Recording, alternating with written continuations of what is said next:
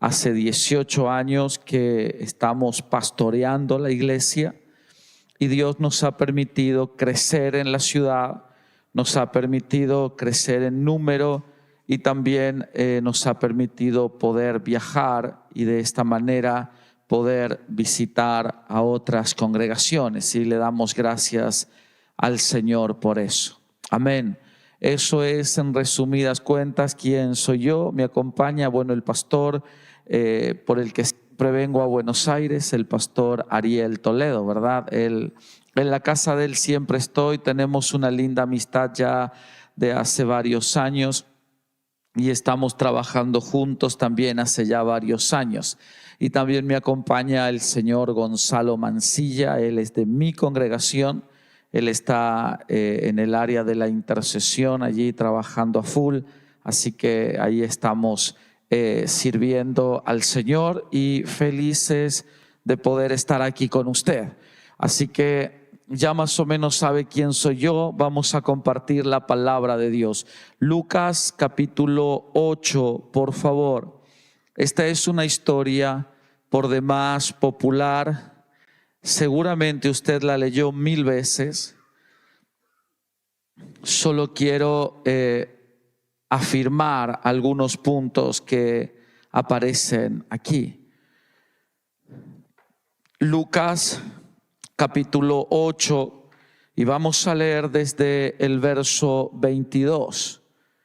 Y dice la palabra del Señor: aconteció un día que entró en una barca con sus discípulos y les dijo: pasemos al otro lado, y partieron.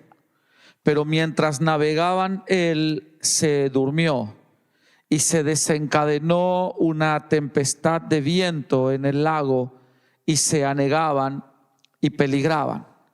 Y vinieron a él y le despertaron diciendo: Maestro, maestro, que perecemos. Despertando él, reprendió al viento y a las olas, y cesaron, y se hizo bonanza. Y les dijo: ¿dónde está vuestra fe? Y atemorizados se maravillaban y se decían unos a otros: ¿quién es este que aún a los vientos y a las aguas manda y le obedecen? Solamente hasta allí. Quiero compartirte algunas cosas que yo entendí a través de esta historia. La Biblia dice que un día el profeta Jonás se metió en una tormenta por causa de su desobediencia. Y la Biblia también dice que los discípulos de Jesús se metieron en una tormenta por causa de su obediencia. Y entonces uno dice: si a los que obedecen y a los que desobedecen les va igual, ambos pueden terminar en una tormenta. ¿Para qué obedecer? La diferencia siempre será el recurso sobrenatural con el que cuenta aquel que está parado en obediencia. Hay un recurso sobrenatural que proviene del cielo, que te lo da Dios, de tener la certeza y la seguridad en tu corazón de que Dios está contigo, de que Dios te va a sacar del problema, de que Dios te va a levantar y que vamos a ver la gloria del Señor. Jamás será lo mismo entrar en una tormenta bajo estados de desobediencia y saber que el cielo se cerró y que no contamos con recursos para accesar al trono de Dios y desatar el favor de Dios. He visto gente en medio de la crisis, en medio de la tormenta, con una sonrisa en sus labios porque tienen la certeza y la seguridad de que Dios los va a sacar de ese lugar, de que algo soberano va a suceder y la gloria del Señor se verá en ese lugar. ¿Está de acuerdo?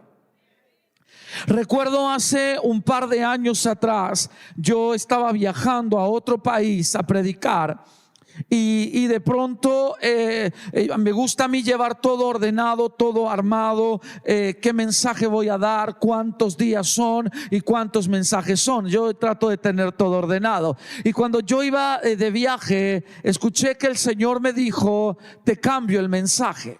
Y a mí no me gustan esas cosas. Yo trato de ser siempre cuidadoso en eso y estar seguro de lo que voy a dar, ¿verdad? Yo trato de ser responsable en eso. Y yo le planteé al Señor: a mí no me gusta ese chiste, ¿verdad? No me cambies ahora. Yo necesito la certeza y la seguridad. Mira, yo llegué a aquella congregación y yo llegué un día, y al otro día en todos los noticieros del mundo se contó que desapareció un avión en pleno vuelo, cargando, llevando consigo a todo un plantel de jugadores de fútbol. 11 de esos tripulantes, entre los directores técnicos y el cuerpo que asistía, 11 de esas personas que luego murieron, congregaban en la iglesia a la que yo fui. Y yo llevé todo un mensaje de gozo, de alegría, de levantar ánimos, y la iglesia estaba en la más profunda consternación, afligidos. Ellos se encontraban mal, y yo entendí lo que Dios me dijo de cambiar el mensaje. El Señor me dio los mensajes, pudimos orar, estuvimos unos días allí ministrando y los ánimos cambiaron un poco.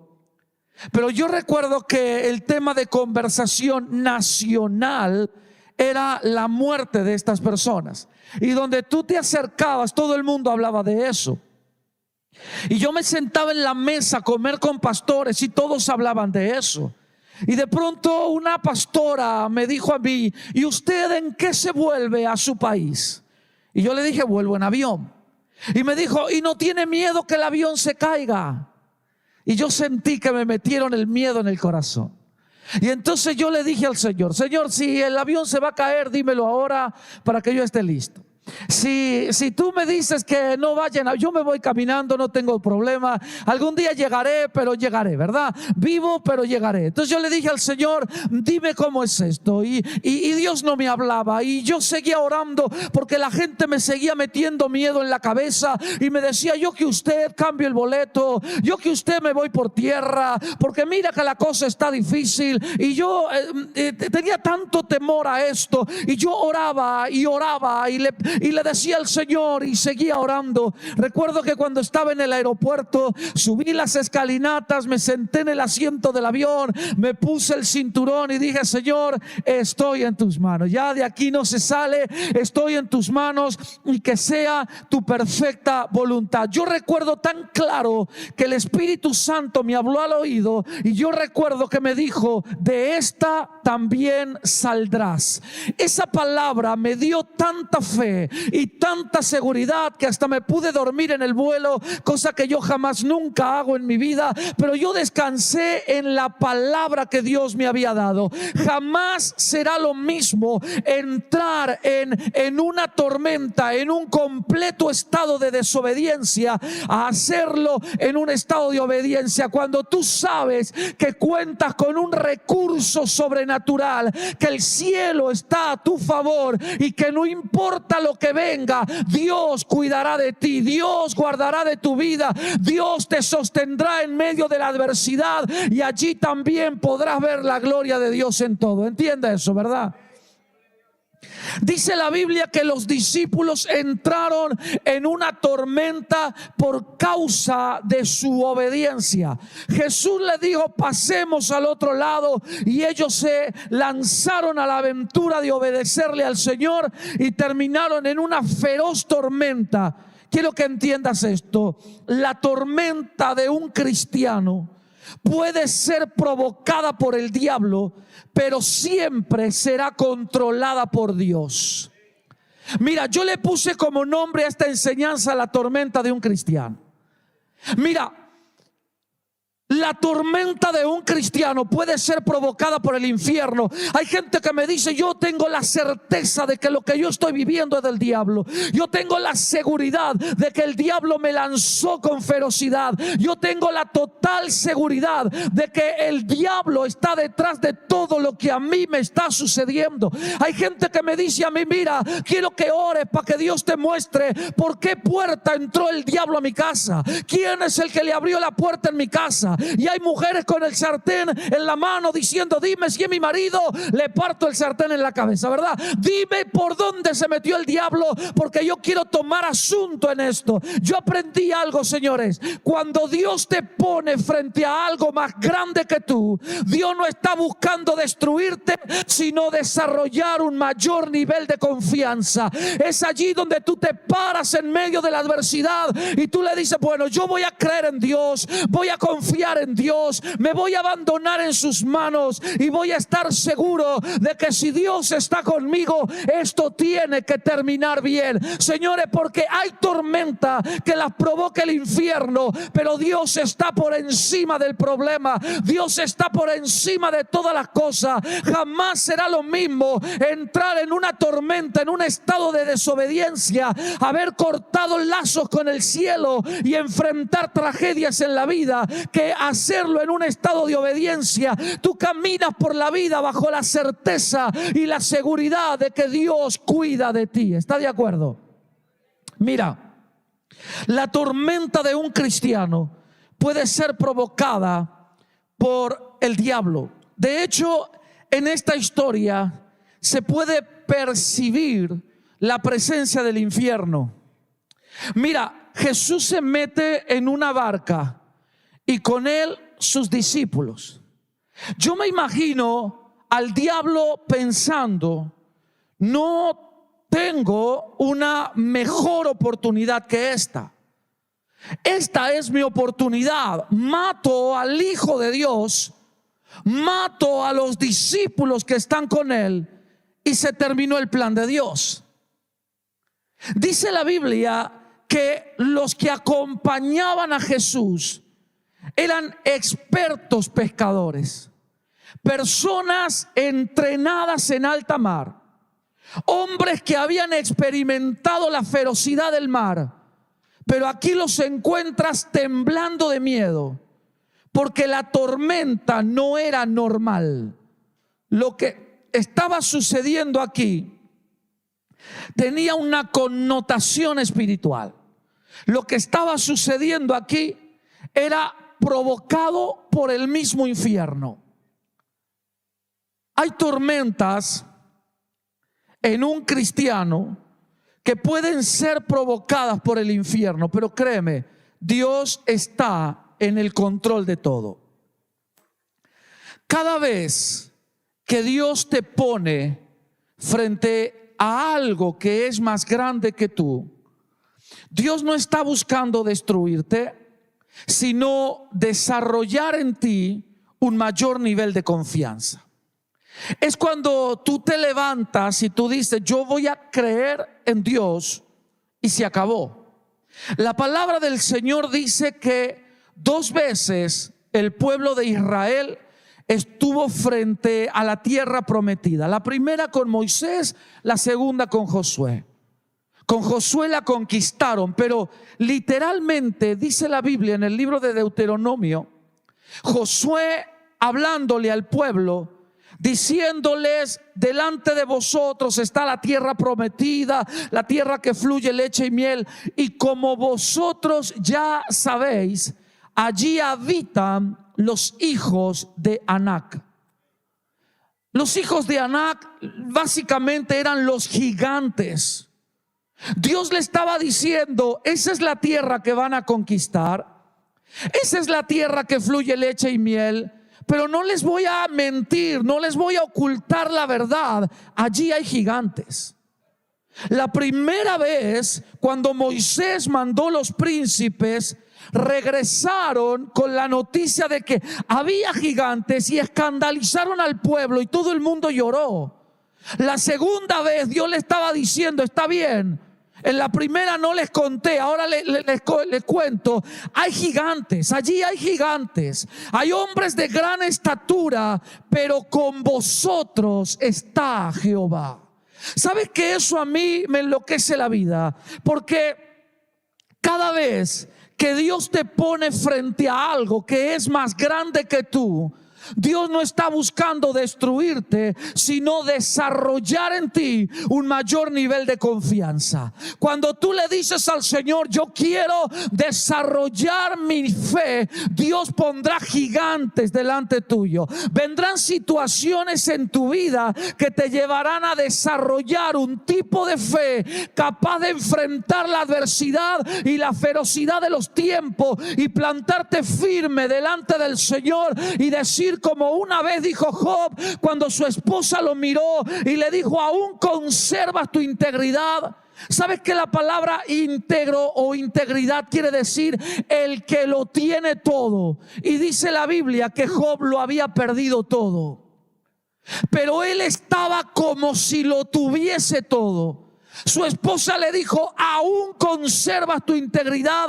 Maldice a Dios y muérete.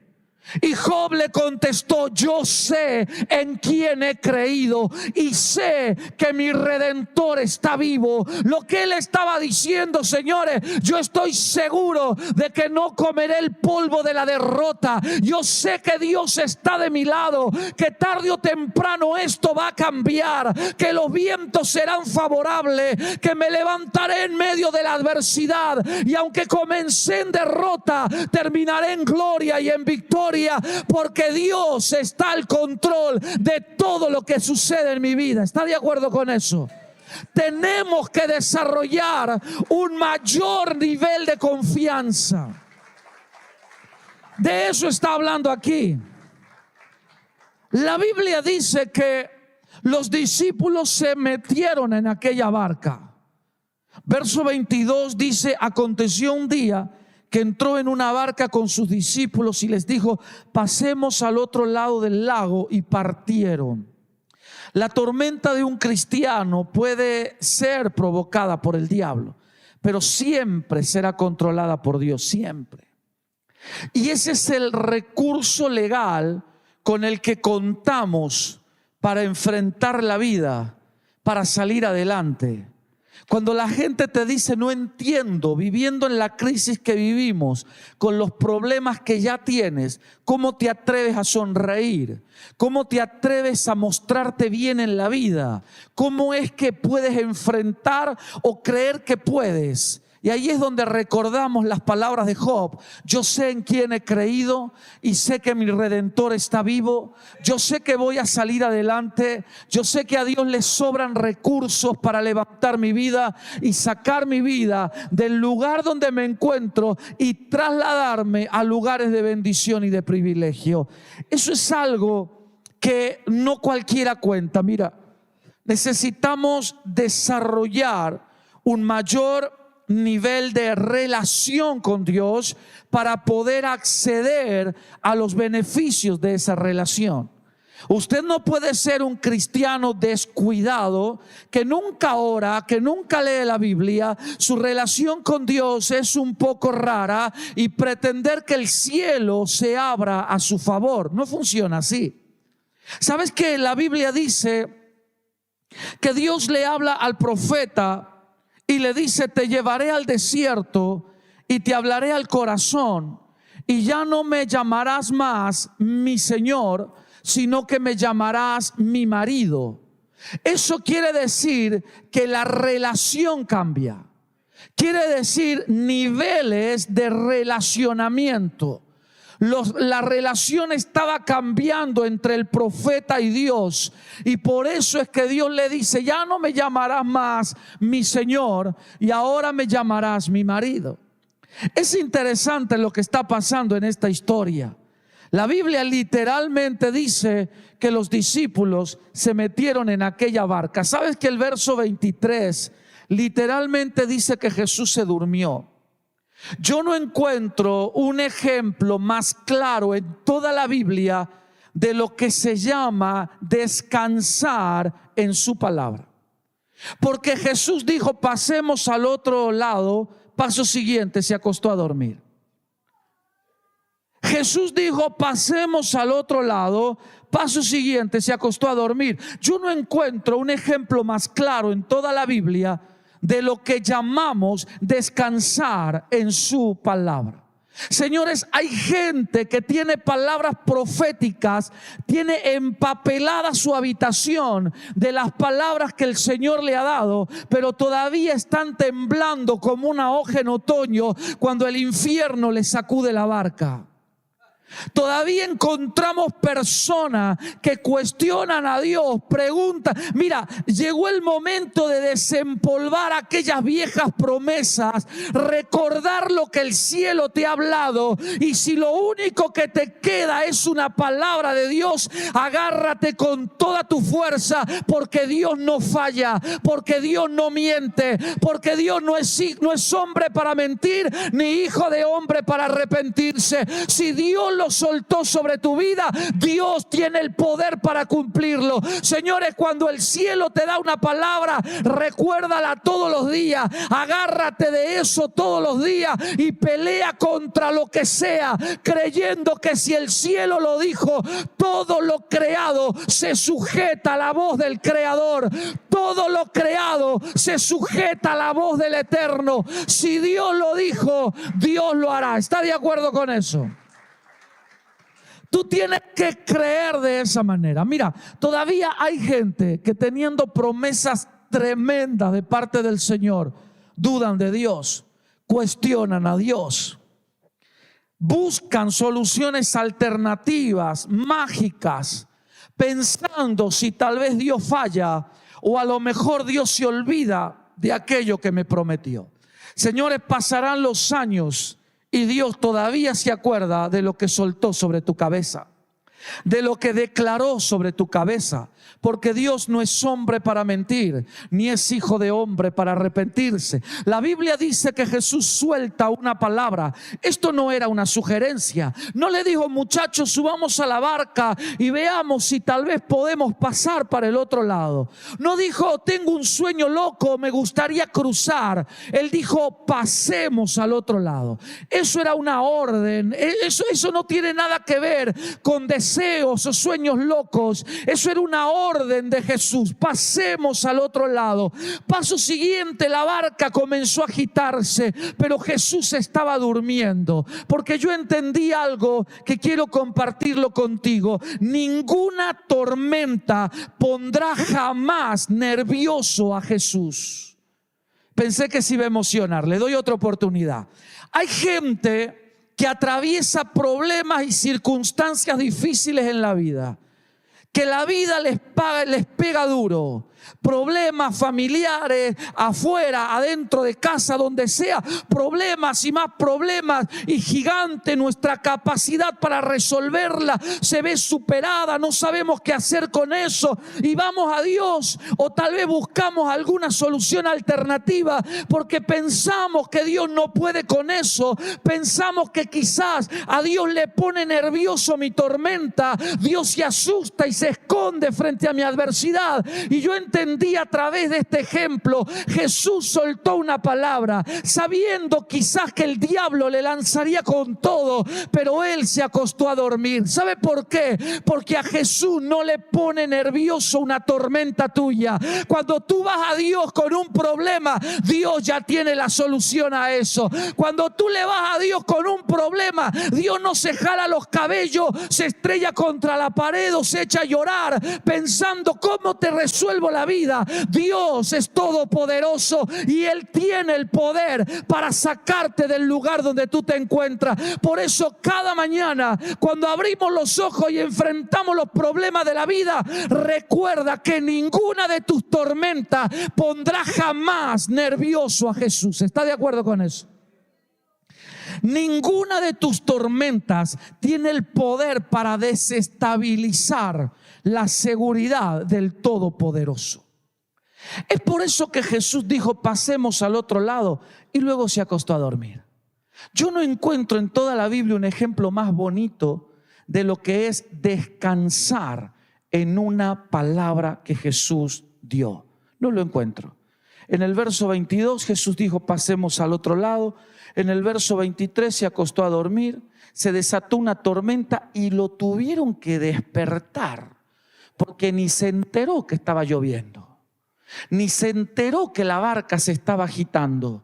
Yo entendí, señores, que ninguna de tus tormentas pondrá jamás nervioso a Jesús. Jamás perderá su lugar, jamás. Nos tocó desempolvar viejas promesas, recordar aquello que Dios nos había prometido, hacer memoria de lo que el cielo dijo sobre nosotros, volver a creer a Dios con todo lo que somos y caminar tranquilos sobre la vida, sabiendo que Dios cumple sus promesas, que Dios no falla nunca y que si Dios lo dijo, entonces Dios lo hará. ¿Está de acuerdo con eso? Mira, cuando yo tenía 8 años, yo tuve un accidente en la vista. Cuando yo tenía 8 años, tengo 43. Por causa de ese accidente y de un montón de otras cosas que le contaré otro día, yo quedé absolutamente ciego, completamente ciego de ambos ojos.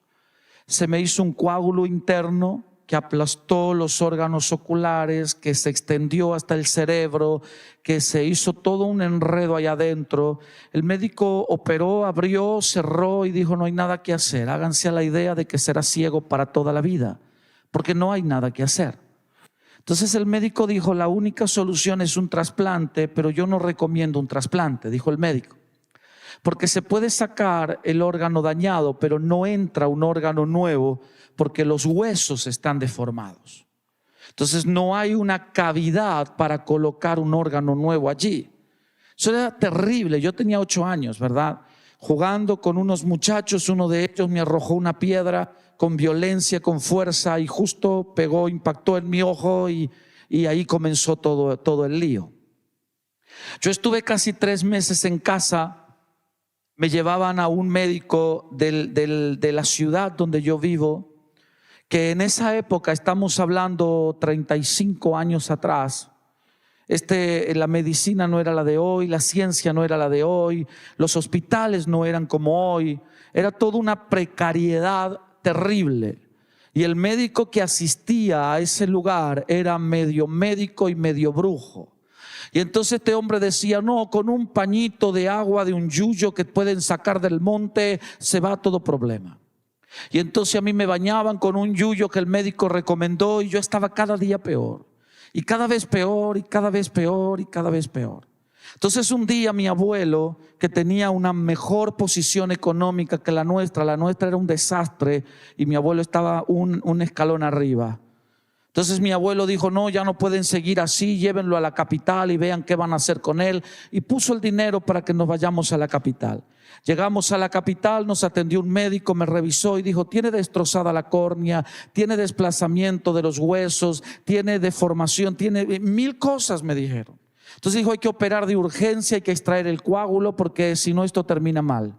Entonces esa noche me quisieron operar, no se pudo, me operaron al otro día, el otro día domingo era día de la madre y me operaron. Entonces cuando yo terminé la operación, el médico dijo, se hizo todo lo que se pudo para salvarlo, pero no se salvó nada. Entonces háganse a la idea de que será ciego para toda la vida. Yo recuerdo que me sacaron los vendajes y era toda pura oscuridad. Yo entré viendo al hospital y salí sin poder ver nada. Recuerdo que me dieron de alta y el médico dijo, tienen que ir todos los días a hacerse curación y al hospital y sacarse las vendas y ponerse gotas y esto. Y el médico dijo, no puedes salir al sol, no puedes ponerse a la tierra, al humo, a nada, la transpiración, nada, no podía hacer nada. El médico quería que yo sea un florero en mi casa, que yo esté allí adornando un rincón de la casa, ¿verdad? Que yo sea una maceta allí en una esquina. Esa era la idea de él.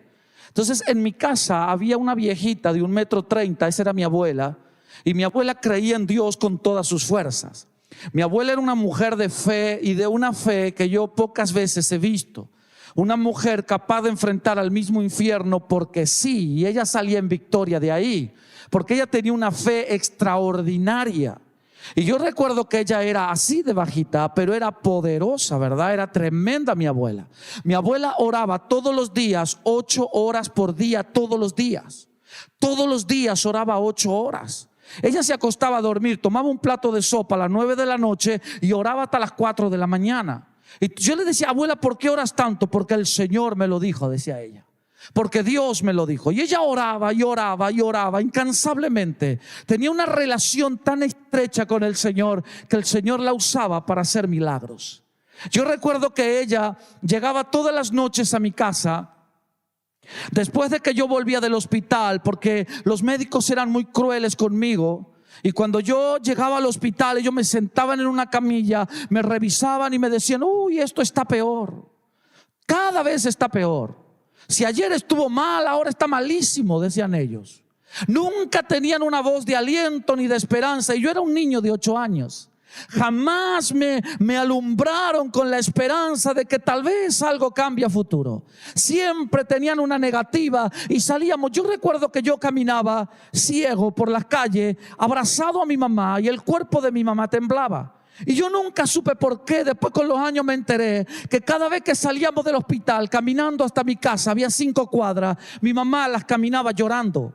Llorando por la crueldad de los médicos, llorando por la violencia con la que nos decían las cosas, desalentándonos cualquier esperanza. Llegábamos a casa, me acostaban a las 9 de la noche y mi mamá iba a intentar hacer una cena, a ver si acaso había para comer, y comíamos aquella noche. Pero toda la noche iba mi abuela a visitarme, todas las noches. Mi abuela me llevaba un alfajor, se sentaba a los pies de la cama, me pelaba el alfajor, me lo daba y me decía, ¿qué te dijo hoy el médico? Y yo le decía, abuela, el médico dice que yo voy a ser ciego, que para mí no hay esperanza, que no hay solución de nada, que yo voy a ser ciego. Y mi abuela decía, ese tipo no sabe nada. Yo te voy a decir lo que Dios va a hacer contigo. Dios te va a sanar y tú vas a viajar por todo el mundo y le vas a contar a la gente que Dios hace milagros. ¿Sabe que lo que mi abuela me dijo se cumplió? Porque al año siguiente, en el mismo mes, en el mes de octubre, yo me senté en aquella camilla del hospital y cuando quitaron la venda, yo abrí los ojos y dije, puedo ver. Y el médico dijo, imposible, porque tú eres ciego y ciego para toda la vida. Y yo le dije, pero yo estoy viendo, yo la veo a mi mamá, yo veo esto. Saltamos ese día de la camilla y salimos corriendo para la casa de mi abuela a contarle que Dios había hecho el milagro. ¿Sabe que cuando llegamos, aleluya, Dios hace milagros? Dios lo hace. ¿Sabe que cuando llegamos a la casa de mi abuela, ya eran como las 9:30 de la noche? Mi abuela estaba orando en su habitación. Entramos por el costado, nos metimos por allá, abrimos la puerta de la cocina, nos metimos por el pasillo y fuimos a su habitación. Golpeamos la puerta de la habitación y mi abuela, con un camisón que arrastraba hasta el piso, abrió apenas la puerta y dijo, ¿qué pasa? Y dijo mi mamá, venimos a contarte que Dios hizo el milagro, que está sano. Y dijo mi abuela, y para eso me molestan. ¿Acaso no le dije que Dios lo iba a sanar? Mi abuela decía, cuando tú conoces a Dios, el milagro no te asusta, el milagro no te sorprende. Cuando tú conoces a Dios, tú ya sabes lo que Dios va a hacer y tú solamente te preparas para recibir lo que Dios hará. Mi abuela dijo, váyanse tranquilos, mañana iré a verlo, déjenme orar a Dios. Y cerró la puerta y nos fuimos felices a casa. Y al otro día llegó mi abuela a celebrar con nosotros la victoria que Dios nos había dado. Dios sanó mi vida, Dios me hizo libre. ¿Sabe que pasaron los años? Y cuando yo tenía 20 años, por alguna razón que no sé, no me acuerdo, fui a una doctora. La doctora me revisó y dijo, wow, qué espectacular, el que te operó era extraordinario, porque no hay marca, porque no hay señales. Y yo le dije, mire doctora, yo al quirófano entré viendo y salí ciego. Esa operación no fue un éxito, esa fue una vergüenza. A mí me arruinaron la vida en ese quirófano.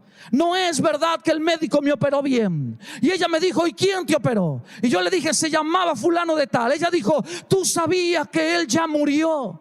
Y yo le dije, mire doctora, qué curioso, él me sentenció a mí a una vida de oscuridad. Él dijo que para mí no había esperanza. Él me cerró la puerta de la oportunidad. Él se murió y yo le sigo gritando a la gente que Dios hace milagro, que Dios cambia vida, que Dios sopla vida donde no la hay, que Dios te vuelve a levantar del muladar y te sienta en la mesa de los ricos, que Dios hace milagro, que Dios cambia los decretos de los hombres y se burla de lo que la ciencia dice que Dios pone vida donde ya no la había. Eso hizo Dios conmigo. Señores, descansar en la palabra de Dios es aferrarte todos los días a lo que Dios ha dicho de ti y seguir confiando que Dios no miente, que Dios no falla y que tarde o temprano el cielo se abrirá y su gloria se verá sobre tu vida. Aleluya. ¿Lo entiendes de esa manera? Tienes que creerlo de esa manera. Descansar sobre su palabra, sobre su promesa. Es lo que Jesús estaba haciendo aquí. Jesús suelta una palabra y paso siguiente se acuesta a dormir. ¿Sabes que la Biblia dice que cuando Gedeón recibe la orden de Dios de salir a pelear contra los reyes de Madián? Los reyes de Madián eran 138,000 hombres. 138,000. Gedeón era solo 300 hombres. La Biblia dice que cuando iban de camino hacia el sitio de la batalla, la gente de Gedeón tuvo hambre y Gedeón se arrimó a una ciudad, luego a otra, y hablaba con los moradores de la ciudad y les decía: por favor, dame para que comamos pan y agua. Y dice la Biblia que los moradores de la ciudad le decían: ya tienes en tus manos a Seba y a Salmuna, que son los reyes de Madián, ya los tienes en tus manos. Y Gedeón dijo: no, todavía no peleé con ellos, todavía no gané la batalla. Entonces tampoco te daremos pan y agua. Porque la gente tenía miedo de que Gedeón pierda la batalla, porque nunca creyeron que él ganaría, nunca creyeron. Y tenían miedo de que si Gedeón perdía la batalla y Madián se enteraba que ese pueblo había ayudado a Gedeón, Madián se levantaría contra ellos. Entonces, ante la posibilidad de que Madián los destruya, ellos no quisieron brindarle ayuda a Gedeón. Pero a mí me gustan las palabras de Gedeón, porque cuando a Gedeón le negaban el pan, Gedeón decía: cuando Jehová me haga volver en victoria, yo vendré y arreglaré cuentas con ustedes. ¿Sabes que Gedeón jamás albergó en sus pensamientos una derrota? Él jamás albergó en su corazón la posibilidad de perder aquella batalla. Él estaba seguro de que Dios le daría la victoria. Por eso es que él enfrentaba a esta gente y le decía: cuando Jehová me haga volver en victoria, yo vendré y arreglaré cuentas con ustedes. Y efectivamente Gedeón gana la batalla. Señores, cuando lo único que a ti te queda es una palabra de Dios, agárrate con toda tu fuerza, porque Dios no falla, porque Dios no miente, porque Dios cumple su palabra, porque Dios lo hará. ¿Está de acuerdo con eso? Tienes que creer que Dios lo hará. Dice la Biblia que Jesús se acostó a dormir. El verso 23 dice: pero mientras navegaban, él se durmió y se desencadenó una tempestad de viento en el lago y se anegaban y peligraban. Vuelvo a decir lo que dije al principio: ninguna tormenta pondrá jamás nervioso a Jesús, ninguna tormenta. Jesús está al control de todas las cosas. Cuando el cielo suelta una palabra, lo que tú tienes que hacer es agarrarte de esa palabra, confiar en esa palabra, creer que Dios lo hará y Dios lo hará. ¿Está de acuerdo? Dios lo hará. Se lo digo yo, que no creía en Dios, no confiaba, no sabíamos qué haría el Señor, no teníamos experiencias con Él. Solo mi abuela creía en Él y mi abuela nos enseñó y nos demostró que Dios hace milagros, que Dios cambia vidas, que Dios cumple promesas y que Dios cumple lo que Él ha declarado. Nosotros lo hemos vivido, lo hemos visto, ¿verdad? Dice la Biblia, verso 23, pero mientras navegaban, él se durmió y se desencadenó una tempestad de viento en el lago y se anegaban y peligraban. El verso 24 dice: y vinieron a él y le despertaron diciendo: maestro, maestro, que perecemos. Despertando él, reprendió al viento y a las olas y cesaron y se hizo bonanza. Quiero explicarte algunas cosas que yo encontré aquí. Dice la palabra del Señor que los discípulos corrieron hacia donde estaba Jesús. ¿Sabes que jamás puedes comparar o encontrar conexión entre la tormenta de un desobediente y la tormenta de uno que está en obediencia a Dios?